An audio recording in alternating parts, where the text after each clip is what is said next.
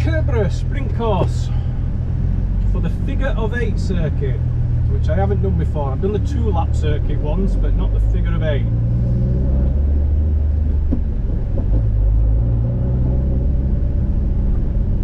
It rained heavily overnight, but good news is the sun has come out this morning, so we're just about dry now on track. Might be a slight bit of greasiness, but as the day goes on, hopefully it'll fully dry out, if not already.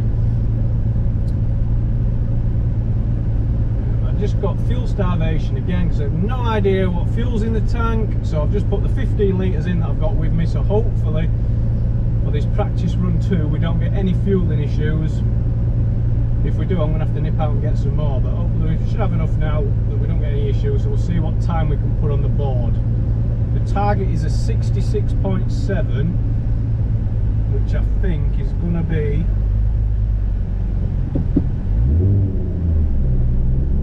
roughly where we're going to be at, but I don't know. I don't know.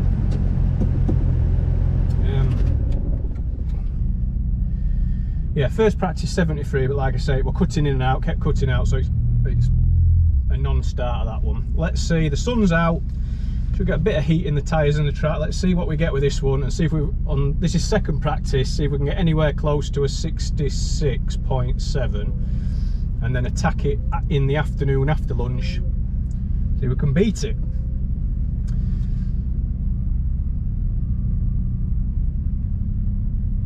I think there's 4 people in my class. We've got this turbocharged BMW to the left, E30, and then we have 2 turboed MX-5s that are usually neck and neck with me, so it's going to be very interesting. It could be very close come the end of the day between all 4 of us.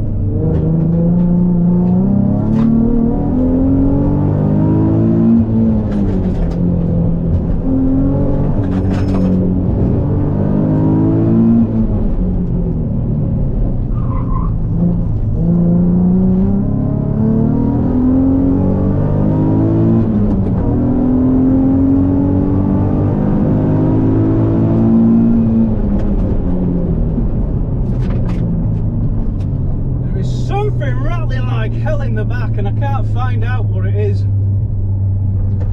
Can I find out? I'm gonna have to do some more investigation. It went okay though, the run went okay, so we'll see what time that was and then attack it after lunch.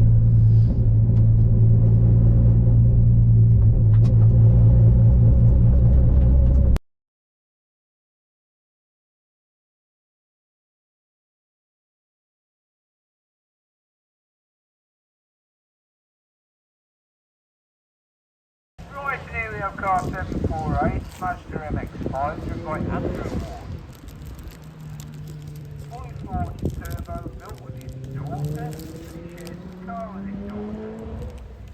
70, retired, completed 40 years, and 2 years at Curborough. Just entered the 1st of October. Now coming down towards the flagpole hairpin. Easily taken.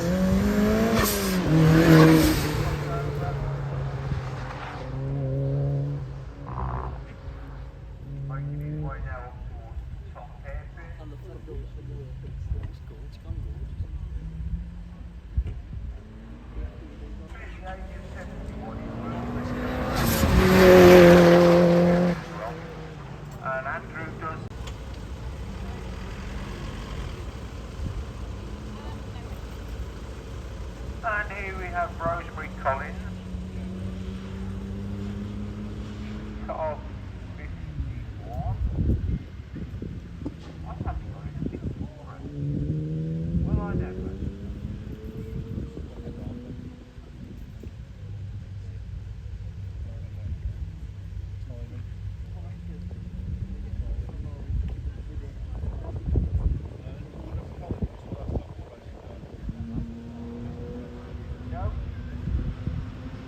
haven't had anything from her at all yet. Not that I can find anyway.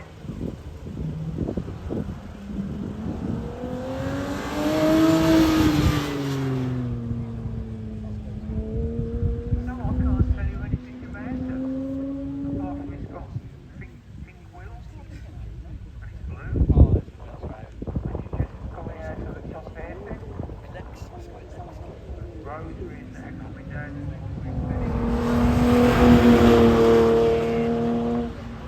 79.11. Right, Colin Quigley, it's a Radical Pro Sport 1400.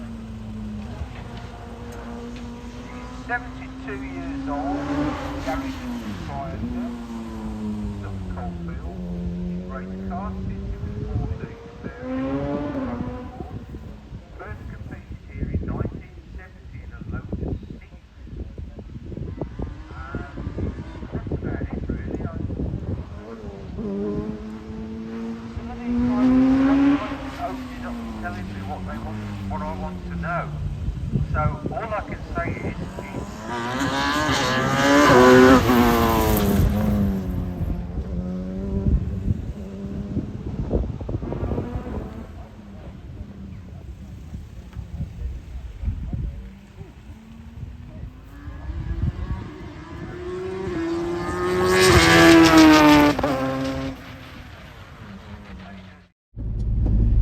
Right, first time run coming up after lunch. Must try harder is the aim of the game. So that last one was a 69 dead, I think.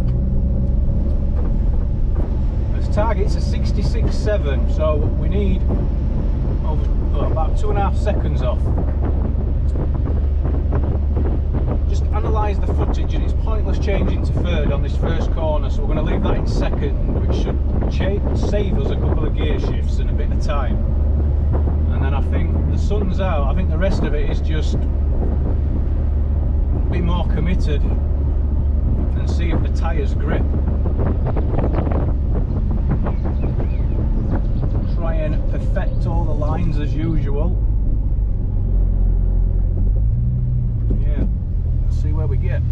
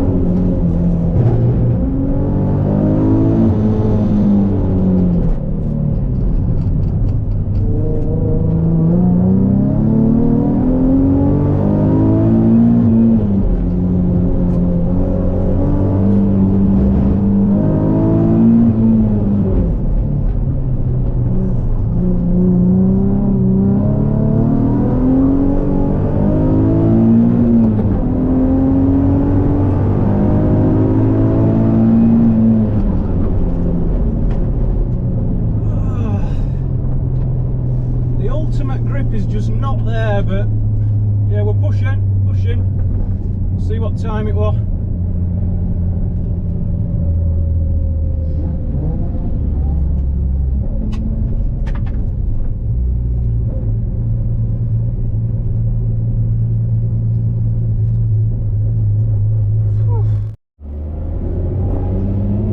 Right, coming down for timed run 2. Apparently we only get 2 timed runs here at Curborough, like some other places, so it really is like quali style. Any mistakes and you're out. So we did on that last one, I think, was it what was it? 67.5, I think. We need a 66.5-ish. We need about a second off anyway to hit the target time. Second run much quicker, more committed. Left it in second gear all the way around. But the tyres just lack the ultimate grip.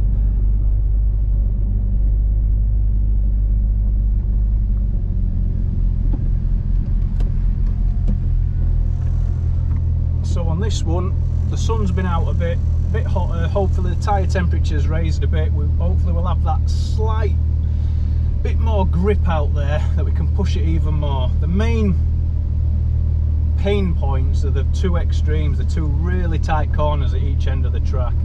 Just can't get it turned and the power down. It's understeering a bit on turning, and then it's oversteering as soon as I put any throttle down. So they're the main two parts where I'm losing time. So hopefully with a bit more heat in the tyres and the track we can shave a bit off. Whether we can get a second off, that's a big ask, but that's what we've come here to do. So we will give it everything, see what time we end up with.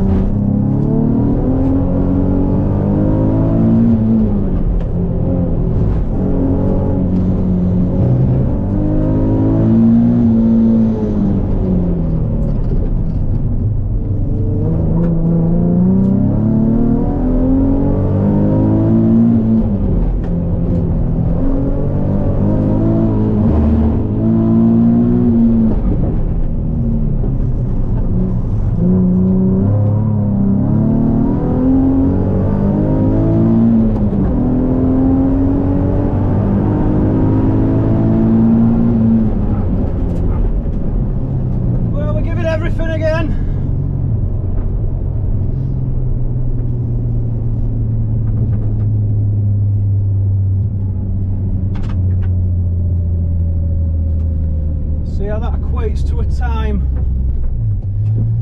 A couple of the corners were scruffy, but in the main we were on the edge.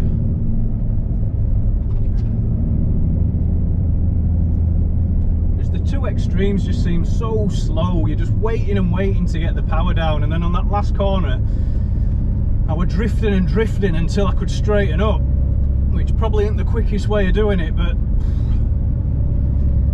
just had to improvise. So see what that equates to with a time. Right, we're back from Curborough. All in all, a decent day.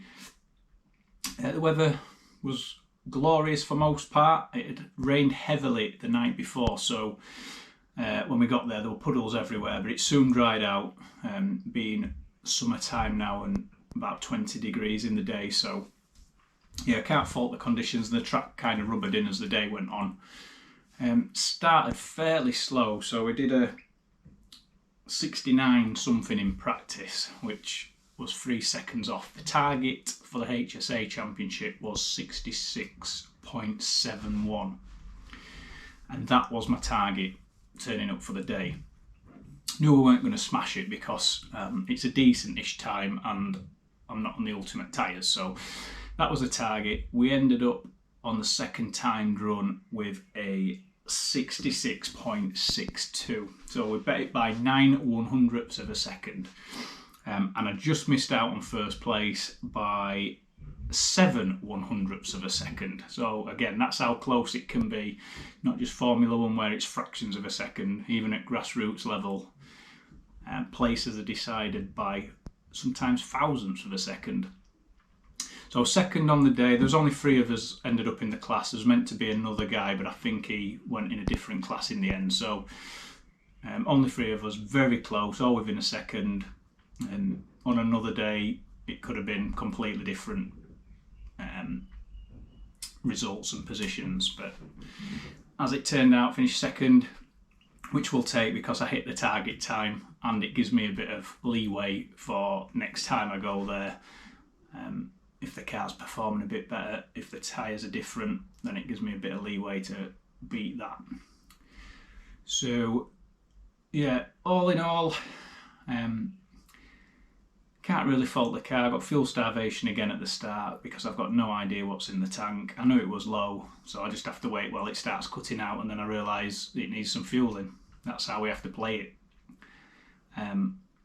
The tyres are good. They can do everything great, but just not 2 things at once. So they can't brake and turn, and they can't accelerate and turn out of a corner. It just starts going sideways, and I end up kind of soaring at the wheel to try and keep it in check, which is what I did on just about every run. But managed to find some cojones in the end and just start launching it in, which ultimately gets quicker and quicker to the point where you end up losing it. But fortunately, it didn't get that far. So next event is at Mallory Park next week. They're coming thick and fast now. Only issue I had was when I got back home, the clutch pedal went to the floor. Now it's been 2 years since I replaced the clutch. I've had 3 clutches while I've had this car. It's time for another one, I think. I think it's trying to tell me now that it's on its last legs and I may need my 4th clutch shortly, or at least the slave cylinder. So I've just had a quick look today under the car. It's still leaking out of the fitting, so I've tightened that up as much as I can. I'm hoping it's just the fitting it's leaking out of, but I've got a let's say doomed feeling that it's inside the bell housing and it's the actual internal slave cylinder that the seals will have gone, and it's just, I think when it gets too hot it just pees fluid through it. So we'll see how that goes at Mallory Park. I may finish the event, I may not, but we'll give it a go. I ain't got time to investigate it at the minute, so I've topped the clutch fluid up. The reservoir were empty when I got home, so I've lost however much is in that much of the reservoir, 100 mil or something. So I've just got to keep an eye on it through the event and keep topping it up if needs be, and then see if the clutch holds out. So yeah, on to the next one. Thank you.